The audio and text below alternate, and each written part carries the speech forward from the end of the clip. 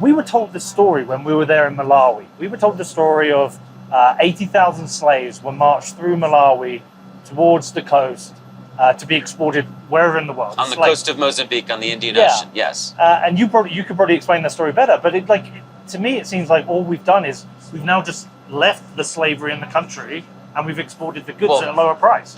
So we have modern day slavery. Yeah, it's modern slavery. We have modern day slavery disguised as economics. Yeah. That's what we have.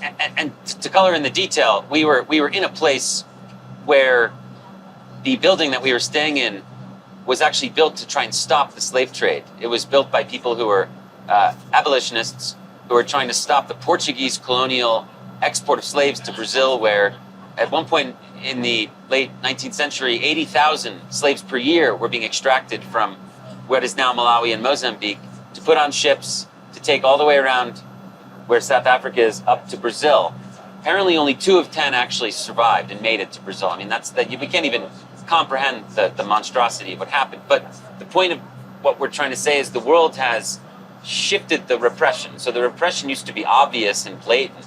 Now it's hidden, right? So again, a currency devaluation is probably the most devastating weapon you could target at a country, more than any sort of physical weapon, right?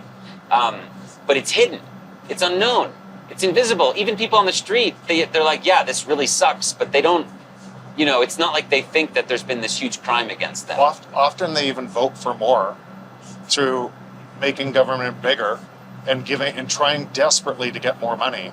They vote for more repression. And to be clear, there were protests. So one of the folks we interviewed yesterday was telling us that in the 3 major cities, there were protests. The police came out, beat the crap out of people, and then they kind of died down, and that was it. This is, again, a country that's somewhat of a democracy, but it has a big problem with police brutality and corruption. And, police are not going to get in trouble for beating the crap out of somebody here. So they used force to put any sort of, questions down. And then they proceed. And again, they're going to do it again. I mean, imagine another 25% currency devaluation. Tell the story about our hike with Juma and about them essentially exporting people to Israel to farm. Yeah, the labor stuff is crazy. I mean, we had a guy take us on a hike the other day. Amazing guy. He's in his 30s. When he was younger, he used to climb this mountain, Mount Melange, with no shoes on, in the dark at 2 a.m. with a headlamp, to go to the top of this mountain to harvest wood and grass and bring it all the way down. And it would take you all day, and he was paid $10 for that. I mean, I would say Jeff and I are fairly athletic. This was a very hard hike. We didn't even make it to the top. And this guy's going as a teenager, in the dark, just with no shoes on. Women do that too. And today he's telling us women still go from this community, they climb a 10,000-foot peak, 3,000 something meters, in bare feet, to carry a huge thing of wood down. And this is like a really intimidating hike, and that's what these people are living through. So again, they are not the people that need this, and yet they're the people who get it. A 44% currency devaluation is never imposed on the people of Britain or the United States that's never how it works. It's just totally unfair. But he was really mad because the government made a deal with Israel to be able to pay his friends money to go to Israel to work the fields, because a bunch of the people from Thailand left when the war started, and then now Israel is facing food scarcity because of the farming. So they effectively exported these people. Yeah, to connect it to the news. You might have seen that someone from Tanzania was killed in the Hamas attack on Israel, and a whole bunch of Thai nationals are hostages, right? So Israel imports, like a lot of Western countries, like the entire Middle East, Dubai, Saudi Arabia, they import a lot of migrant labor. And the scam part of it, there's many scam parts of it, but one of the scam parts of it is these people are told they're going to make a certain amount of money. I think he said $12,000 a year, which is a lot of money. Huge amount of money for someone from Malawi. That's many that's obviously like 10, 20, 30 times the go work 1 year, come back and build business. But what the thing is, the Israeli government pays, he was saying, there's a big investigation into this, like a much larger amount than that. And the Malawian government they take most of the money for the labor, and a small portion is given to the actual workers. So it's again exporting slavery. Exactly. It's just- it's how Israel can get cheap labor to make its society cheaper. I mean, Israel has a big inflation problem right now. They have a big crisis going on because the war is very expensive. In most Western countries, when they face inflation crises, what do? They try to, find a way to reduce their costs. And one of those is, how do you reduce import costs? Well, you make cheaper imports by reducing the wages of people in Egypt or Malawi or wherever. I mean, there's been so many currency devaluations in the last 2 years. You have to keep saying it. Inflation is wage deflation.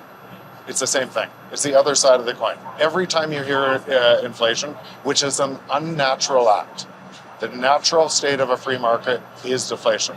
Economics is super simple. We want to trade with each other all over the world, and we want the productivity that's delivered to us to come into lower prices. We don't use things that cost us more. So it should be seriously obvious that we are all parts of that equation, trying to get more for less. Every single thing in economics is gaslighting to stop that. Well, this is what Femi was saying to me. He's like, do you know what I hate most? He's like, I hate Red Nose Day. Because Red Nose Day is what gives you the perception that you're helping us. He said, you're seeing videos of poor Africans, you send a bit of money, and you send it over while you're raping our land. Well, I mean, along those lines, something that's important to note on wages in these countries. Some sub-Saharan African countries reached a peak in real wages in the 70s that they still have not recovered from. I mean, think about how catastrophic that is. Given all the expectations we have around human progress, how technology is deflationary, all the medical improvements we've had, and yet still they're not making the equivalent in terms of rice or protein or petrol or whatever that they were in an 8-day work day that they did in the 70s in some of these countries. It's astonishing. Is that peak wages in the 70s related to the high inflation that we had in the West during the 70s? The high wages then were related to several things. So strong commodity markets, and look, it was post-colonialism. Some of these governments came out of colonialism and were quite robust for several decades. But then, the IMF started turning the screws. A lot of these socialist governments started running out of momentum and Soviet subsidy, things like that. Things started to deteriorate, and they started to rack up tons of debt. And an increasing percentage of their annual budget is now spent on interest and on paying debt back. For Malawi, it's massive. I can't remember what it is off the top of my head, but for Nigeria, for example, it's any given year, it's between 20 to 40% of the annual budget. It goes to paying interest on money that somebody else had loaned. The IMF is a loan shark. But that's the similar situation with Malawi, and that's why the government tries to do this stuff. It's really hard to come to the conclusion that a lot of your lifestyle is based on a theft. Because we want to hide that, and then we want to say, let's donate to these aid organizations that can help it. Well, we carry on the theft. That's unfortunately what the world looks like. And why these currency devaluations have to keep on happening in this world. You just saw it in Egypt. You just saw it here. It's actually accelerating because it has to accelerate because to be able to keep the. Well, Jeff, was there a better picture of this than the chart we saw last night? I would encourage listeners to check out the kwacha versus the dollar 20-year. Oh, I saw it. Do you remember what it looked like? Yeah, like a shitcoin. Yeah. It looked like an altcoin after a collapse. I mean, it's devastating. But you'll see in it, it's not just a smooth curve. There's huge step functions, and those are the devaluations. So now zoom up for the people listening in Europe or US. It's still happening to you too. It's just it's what all you're talking about all over the globe is the rate of theft. That's all you're talking about. It's not. And so when we zoom into the micro problem and talk about all the economic reasons that it's happening there, that's based on the theft, that's on the rate of theft around the world, the whole system is based on theft. Well, wasn't you saying, Danny, is that if prices were fair, we would see huge inflation in the West? Yeah, absolutely. But again, then our economy would collapse. We wouldn't drive electric cars because we couldn't dig the coal out of the ground for $2 a day.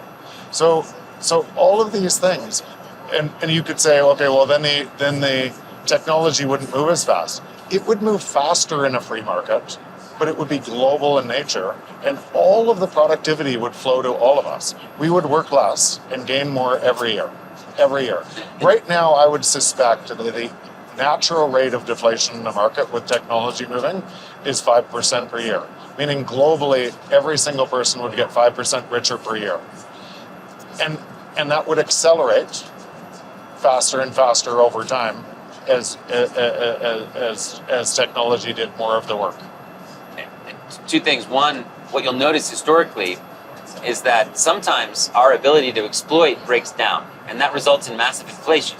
So one of the reasons we had a huge economic crisis when the British Empire was at its peak in the 1920s was because the rate at which you could steal from India started to slow down. Exactly. Right? Of course, people talk about, well, was it because of the gold standard, or we didn't leave the gold standard? And there's certainly that's part of it. But another part of it is that the world's financial hub, the center of the world's financial hub, started to lose its subsidy from India. Fast forward a few more decades.